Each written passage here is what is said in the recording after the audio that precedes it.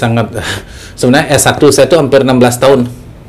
Maksudnya? Boleh. Jadi saya kuliah di cuma kan kita di lahir hari ini kan kita harus membuat sejarah kita. Yeah. Makanya saya kagum ya dengan karya-karya seniman itu bagaimana bahan itu seakan-akan tunduk pada dia loh. Artinya bukannya senimannya tunduk pada bahan, artinya bahan itu tunduk. Kemana tip untuk bisa survive ketika pandemi menghancurkan pariwisata Bali? Tapi masih bisa survive. Ya, artinya gini, saya punya sebuah strategis ya, artinya di dalam berkarya kan. Makanya itu yang tidak disadari oleh banyak seniman ya. Sama seperti kenapa saya membuat sesuatu di ruang publik gitu loh. Sama halnya karena bagi saya sesuatu yang saya hadirkan di ruang publik itu kan itu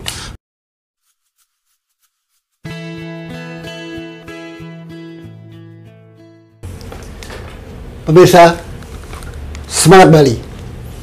Kita jumpa lagi di Bali Blow, konten netizen Indonesia dari Bali untuk Indonesia.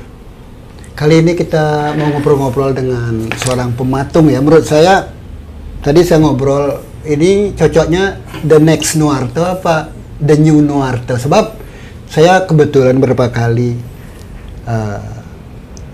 wawancara atau ngobrol dengan Nuarto, baik di studionya di Bandung. Sejarah dia, bagaimana akhirnya dia dianggap sebagai salah seorang pematung terkaya di dunia loh. Bukan hanya di Indonesia. Salah satu karya monumentalnya, kebanggaan bagi orang Bali, GWK. Sangat monumental, sebab termasuk yang tertinggi saingan dengan Liberté, dengan Menara Eiffel ya. Nah, apakah cocoknya pematung kita, tamu kita kali ini, Ketut Putrajaya, kita sebut sebagai The New Nuarto atau The Next Nuarto, sama aja menurut saya. Bahwa menurut saya karya-karya Ketut sudah banyak yang monumental. Nanti kita bisa langsung tanya ke Ketut Putrajaya. Selintas ini patungnya masih muda ini ya. Lahir di Bandung, di Umualas ya? Enggak, di Canggu ya? Canggu, ya. Canggu, 15 Mei 1981. Sedangkan Nuarto lahir 40-an. Betul, saya kira ini generasi pematung Bali yang punya prospek. Nah, pertanyaan pertama. Seperti biasa saya, kan banyak orang yang generasi 80-an ini banyak yang memilih desain grafis, lukis. Kenapa memilih patung? Kan alasannya ada tuh, sejarahnya. Ya, karena kan sebetulnya awalnya saya mengenal sekolah seni kan gitu ya Pak ya. Itu kan kita di Bandung ini punya namanya sekolah SMP Seni Ukir ya, dulu namanya STU ya, Sekolah Teknik Ukir. Di sana pertama saya mengenal seni kan. Awalnya saya tertarik pada jurusan itu, jurusan keramik kita dapatkan. Ya kita dari SMP itu kita sudah belajar ukiran ornamen Bali, seni membatik, seni keramik itu, seni kriya itu kan. Jadi sudah kita diperkenalkan dari SMP. Jadi sebenarnya sekolah saya dari SMP itu sudah khusus Pak tuh. Ya beda-beda dengan SMP umum ya. Jadi kita SMP plus ada kerajinannya. Itu alasannya orang kan saat itu pasti semua memilih SMP biar bisa melanjutkan kan gitu. Iya. Kalau memilih SMK ya, kejuruan itu sudah umum. Apa ininya? Kalau ini SMP nih kita ada mulai. Jadi SMP ini karena melihat ada beberapa teman itu kadang-kadang setelah lulusan di sana dia sudah bisa mandiri. Artinya tamat SMP dulu ya, SMP Seni Ukir itu artinya tidak perlu sekolah SMA, sudah bisa mandiri. Itu dahsyatnya sekolah bisa itu menghasilkan. Bisa menghasilkan. Terus saya melihat ada di jurusan keramik itu ya kita bermain tanah liat itu loh, bisa mewujudkan 3 dimensi atau apa. Justru saya melihat bahwa seni patung ini sangat menarik dari jurusan yang lainnya. Kalau seni ukir itu kan dua dimensi. Ya. Jadi kalau kadang-kadang ukiran di belakangnya kita tidak bisa menikmati apa. Ya. Justru di patung ini 3 dimensi. Iya, jadi artinya banyak sisi yang bisa kita nikmati ya. Itu artinya di sana ketertarikan saya untuk mengenal 3 dimensi itu artinya dari SMP sudah. Ya. Kalau saya tahu diisi keramik beda dengan patung loh. keramik masuk ini dia apa yang kria, ya kan? Iya. Di sini jadi satu ya? Iya, cuma di sana kan belum spesifik ya, Pak ya. Artinya namanya aja SMP. Jadi pelajaran keramik ya kita misalnya membuat patung ayam, patung apa kepiting itu. Jadi di sana jadi mewujudkan kepiting itu menjadi 3 dimensi itu menurut saya waktu saya SMP itu sesuatu yang menarik ya. Jadi kita melihat kepiting gambarnya kita jadikan dari tanah punya passion di sana ya. Iya. Asik gitu ya. Iya. Jadi tertarik sekali daripada yang lain. Tapi akhirnya kan eksplor ke banyak materi. Ya itu. Tembaga. Ya ini itu perjalanannya. Jadi artinya setelah saya tamat di sana, saya ingin memperdalam itu patung. Akhirnya saya sekolah Sesri SMK di Batu Bulan. Sudah terpola ya, artinya di sana saya belajar mengenal patung, namanya sekolah SMA kan, hanya belum begitu teori juga belum, hanya sebatas craftsmanship ya. Jadi waktu SMA itu ya memang secara skill sudah mulai kita kalau bikin patung apa, tapi secara konteks kita belum, secara konsep belum pengenalan.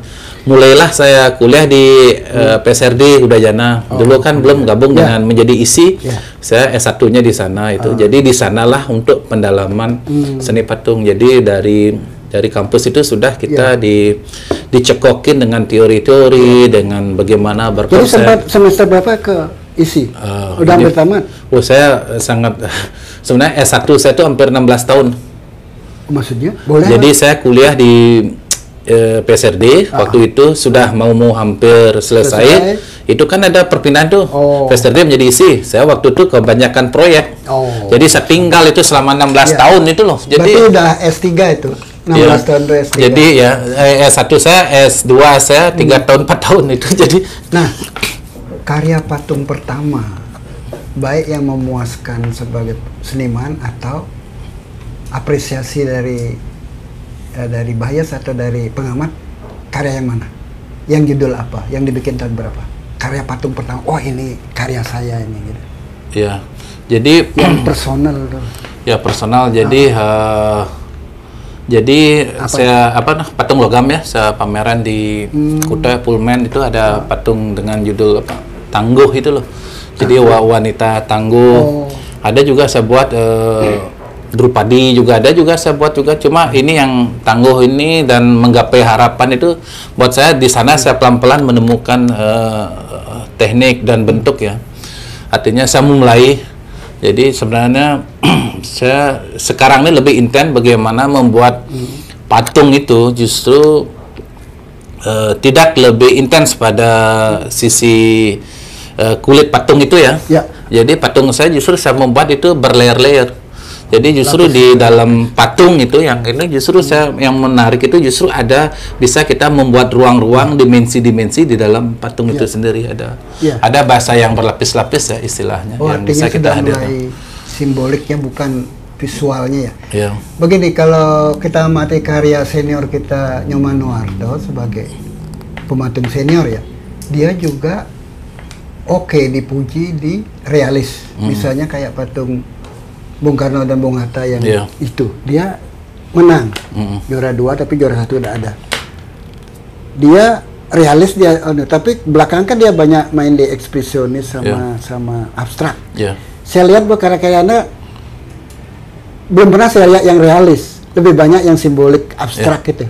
Pernah dapat tantangan atau dapat order bikin trosto yang profil orang itu pernah atau pernah bikin? Ya pernah sih, waktu kemarin untuk potret keluarganya Raja Arab Saudi pernah juga sih. Ya relief juga. Cuma saya sih dapat penghargaan waktu TADC sih, karya terbaik isi Denpasar 2014 dapat juga saya. Itu karya logam. Semua maksudnya yang naturalis? Naturalis ya. Bukan realis, ekspresif naturalis ya. Iya. Tapi yang keluarga Arab tuh? Itu realis itu potret itu saya buat ya. Karena saya lebih gini, karena saya itu dicetak kan? Dicetak ya. Jadi saya lebih bukan ini ya. Saya lebih tertarik membuat patung ya, karena kita kan membuat patung ini ya. Jadi bukan membuat figur. Artinya gini, saya misalnya kayak membuat patung orang itu loh. Kalau menurut saya sih saya lebih tertarik mendeformasi bentuk itu loh daripada mengcopy paste begitu aja. Saya nggak tertarik ya. Makanya patung-patung saya banyak mendeformasi bentuk. Gitu. Ini menarik saya tanya karena Avani yang dikenal ekspresionis abstrak ya, sungguhnya dia realisnya bagus sekali. Misalnya lukisan ibunya di Panjung. Nah, kemudian suatu kesempatan si Wianto pernah ditantang, mana karya realismeku abstrak, bisa dia kok. Walaupun dengan teknik sekarang kan dengan proyektor bisa. Iya bisa ya. Jadi milih yang realis apa ini? Mana lebih memuaskan? Tergantung ya, karena saya kan lebih ekspresif gitu ya. Jadi saya ini tergantung. Kalau saya kan gini sebetulnya, saya kan selain seniman saya memiliki studio Pak tuh. Artinya di sini studio biasa kok kita mengerjakan realis juga. Cuma bukan berarti itu sebagai karya ya bagi saya. Kalau memang tertantang realis kenapa tidak itu loh. Cuma bagi saya kan saya menyadari kok kalau patung realis itu dari zaman Renaissance sampai hari ini kan udah dahsyat sekali ya. Artinya saya sangat mengagumi juga kan karya-karya realis. Cuma kan kita di lahir hari ini kan kita harus membuat sejarah kita. Artinya bukan berarti kita anti terhadap karya masa lampau itu loh. Kita kan artinya kita hadir dengan ekspresi kita. Ya gitu yang kita ini, karena itu kan apa yang kita lakukan kan itu sebagai identitas kita. Setiap seniman itu punya idola. Sama kayak orang abstrak. Kenapa dia ini kan semua kalau perupa pada umumnya bisa aja buat realis ya. Pada umumnya kalau dia mau gitu. Cuma kan passionnya gitu. Kalau mau dipaksa-paksain semua bisa kok. Nggak ada, setidak-tidaknya menggambar bentuk itu pasti bisa yang namanya seniman ya. Setiap seniman muda punya idola. Usia kan muda walaupun karyanya boleh dikata mengagetkan ya. Siapa pematung idola Anda? Sebetulnya saya luar maupun di dalam pun di Bali. Saya sebenarnya SMA itu mengenal karyanya si Rodan itu kan. Rodan ya. Kalau Rodin kan Rodan dibaca ya. Rodan itu Michelangelo itu, makanya saya sampai ke Prancis ingin melihat karyanya si Rodan itu. Luar biasa ya. Artinya itu bagaimana marble ya. Jadi dibentuk itu kan, lihat tuh patung-patungnya seolah-olah itu bukan marmer ya. Jadi kalau kita melihat kayaknya bukan marmer itu ya, karena dia bisa menaklukkan itu bahan itu. Keras ya? Sangat keras itu. Anda artinya bisa menaklukkan bagaimana marmer yang begitu keras dengan dia membuat anatomi tubuh itu kok lembut ya. Jadi batu itu kita nggak melihat kerasnya batu sama. Makanya saya kagum ya dengan karya-karya seniman itu bagaimana bahan itu seakan-akan tunduk pada dia loh. Artinya bukannya senimannya tunduk pada bahan, artinya bahan itu tunduk. Sama seperti patung-patung kita di Borobudur, patung Kendedes, kita melihat kan bagaimana batu yang begitu keras itu kok seakan-akan tunduk pada senimannya gitu loh. Gila ya. Nggak, mestinya kan seperti kita pernah diskusi, mestinya generasi muda itu kritis. Tidak hanya kepada sesama seniman saling mengkritisi untuk kemajuan ya. Ada komentar tentang karya Nuarto yang dianggap sebagai pematung yang paling berhasil lah dari Bali sekarang tingkat nasional. Ada kelebihan dan kekurangan yang bisa dipelajari. Nggak apa. Malah nanti dipanggil ke Bandung, ayo sini gitu. Apa kelebihan dan kekurangan yang perlu dipelajari? Artinya saya melihat sih karya Nuarto sangat luar biasa ya, sebagai saya pengagum saya. Lihat karyanya yang begitu gigantik, begitu monumental ya. Jadi artinya dan sampai beliau termasuk bagi saya itu sangat jenius ya, Pak Nyoman itu, sampai dia membuat sebuah sistem bagaimana membuat patung-patung besar itu menjadi sistematis ya, menjadi sebuah metode. Itu kan luar biasa ya menurut saya. Artinya sampai dia membuat sebuah program ya, bagaimana membuat patung-patung besar itu kan bisa menekan biaya ya, cost minimalisir biaya itu kan, itu sebuah kejeniusan yang luar biasa menurut saya. Yang bagus ya. Yang bagus. Nah, ini pemirsa, saat pandemi 2 tahun banyak sekali seniman yang mengeluh tidak bisa berkarya, malah ada istilahnya miskin ya. Tapi saya amati sebagai seorang pecinta seni ya, justru pematung kita Ketut Purwoyasa menggebrak dengan proyek Denpasar 0 ya. Saya kira itu monumental sekali. Gimana untuk generasi muda yang memilih patung biar dia optimis ya bahwa pilihan sama patung bukannya menurut Nuarto juga bukan pilihan yang sepele gitu ya. Kemana tip untuk bisa survive ketika pandemi menghancurkan pariwisata Bali, tapi masih bisa survive? Ya, artinya gini, saya punya sebuah strategis ya, artinya di dalam berkarya kan. Makanya itu yang tidak disadari oleh banyak seniman ya. Kalau kita berbicara zaman tempo dulu ya, zaman Renaissance kan sama seperti Michelangelo. Artinya Michelangelo pun punya manajemen kan, keluarga Medici namanya, artinya bagaimana si keluarga Medici itu membuat sebuah sistem, membuat medan sosial buat Michelangelo sampai dikenal dia terhadap kaum politis ya, sampai ke kaisar ya, sampai ke Raja Romawi Roma ya. Pada saat itu bagaimana itu artinya bahwa sebetulnya antara seniman dengan sistem manajemen itu kan tidak terpisahkan marketingnya. Ya bagi saya kerja seniman itu adalah kerja kolaborasi, bukan individual. Seniman artinya secara spirit, secara konsep dia individual, tapi menjadi bagian dari medan sosial itu nggak bisa berdiri sendiri. Ya sama seperti kita melihat misalnya Pitamaha itu nggak berdiri sendiri dia.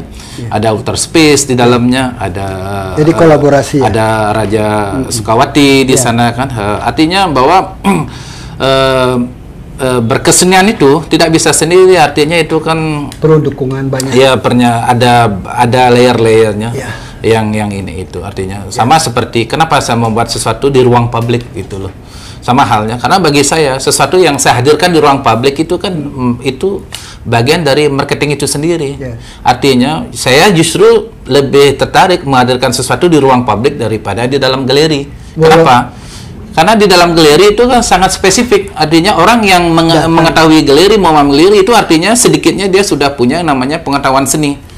Artinya sudah di-create, dia mengunjungi galeri karena ingin melihat sebuah event eksklusif. Iya, eksklusif gitu. Sedangkan hari ini kan tidak ada. Di hari ini sentralisasi itu nggak ada. Nggak ada bagi saya itu di zaman virtual hari ini kan segala sesuatu sentral itu bisa tumbuh di mana saja. Ini penting bagi seniman muda yang bikin patung. Itu proyek-proyek publik itu kan semuanya proyek merugi. Dan itu saya dengar terakhir 300 juta. Penting ini sampai untuk keyakinan sebuah membentuk ekosistem marketing sampai buang-buang 300 juta itu bagaimana itu?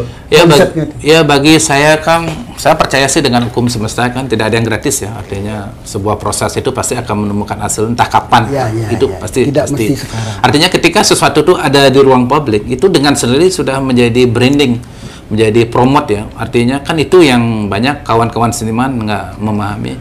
Ketika misalnya begini Pak Tuh, misalnya ada nih sebuah kontraktor nih, tiba-tiba dia lari pagi nih, tiba-tiba tanpa sengaja dia melihat sebuah karya seni ya, suatu contoh lah ini saya ngambil, tiba-tiba dia pasti akan ini karyanya siapa ini loh, padahal dia tanpa sengaja ingin melihat sebuah, tiba-tiba itu karya itu hadir di ruang publik, itu kan itu luar biasa. Tiba-tiba orang menginginkan sebuah patung dan pas dia lihat itu kan berkah yang luar biasa. Sama dengan turisme kita ini sebetulnya tanpa di-create, artinya terjadi begitu aja kan juga sama juga belakangan ini. Artinya bagi saya itulah yang menarik bagi saya, sesuatu yang kita hadir ruang publik, di samping itu pesannya bisa kesampaian ke berbagai layer. Itu seperti marketing bagi saya. Publik perlu tahu karya-karya Anda yang sudah ada di ruang publik. Kalau Nuarto kan di beberapa proyek properti di Jakarta beberapa di sini sudah ada di mana? Publik ingin tahu mana karyanya. Kalau saya yang patung saya yang di luar Bali kan yang tinggi itu ada di Tangerang. Ya salah satunya. Kalau di Bali ini ada di Bendungan Tamblang ada. Oh di Bendungan. Di Bendungan ada itu ya. Cuma kalau saya lebih intens juga ke instalasi juga yang fenomenal itu Giant Octopus itu loh. Ya yang sampai 25 meter itu loh. Yang di Brawa, Pantai Brawa. Pantai Brawa. Itu tahun berapa? Itu 2019 ya. Itu sebelum sebelum pandemi. Iya, belum pandemi. Pas 1 tahun sebelum saat pandemi yang di Ubud. Pandemi itu titik 0 Pandora Paradise yang di titik Kemudian Baja. Habis itu Ubud is Winter. Bukan yang Baja. Instalasi es. Instalasi es saya buat di Ubud waktu itu bagaimana merespon itu kebekuan dunia ya. Cuma saya pakai istilah Ubud ya, karena dunia kan memahami Ubud kan. Habis itu saya membuat itu The Last Stronghold di Ubud ya, di sawah di Tegalalang. Ya. Pemirsa, sesi pertama kita tadi tentang proses kreatif dari pematung kita Ketut Putrayasa. Semoga bisa menjadi pembelajaran bagi seniman muda, lebih optimis. Yang penting kan bisa belajar tentang bagaimana berkolaborasi dengan marketing segala macam. Selanjutnya di sesi kedua kita bisa lebih dalam tentang proses kreatifnya Ketut Putrayasa. Sampai ketemu. Ya.